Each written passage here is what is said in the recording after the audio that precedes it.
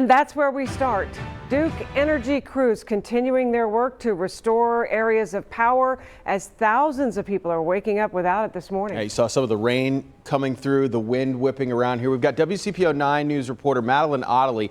She was out in our live drive about 30 minutes ago going through North College Hill and came upon kind of the section that maybe caused the outages there. What are you seeing now, Madeline? Yeah, we got out of the car because I want to give you a look at really how shocking this is. If I step out of the way, you'll notice this big tree. You'd think it was a full tree based on how big it is, just actually a big chunk of it that is completely knocked over here on Rob Verne Drive over in North College Hill. You can see it just sort of crushed that white car there, and it actually pulled down several power lines with it. Duke says that about 45 customers just along this street are without power. You get a sense for how dark it is here. Now, earlier this morning over in College Hill, Duke was saying we had about 1,500 customers without power.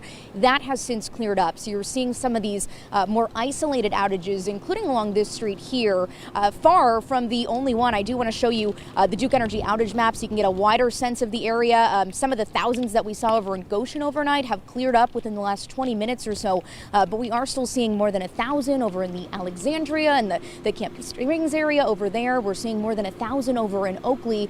So Duke Energy crews certainly having a busy morning. We're going to be driving through the tri-state, bringing you the latest developments on these outages and trying to work through them with you as you start waking up this morning. For now, reporting live in North College Hill, Madeline Ottley, WCPO 9 News.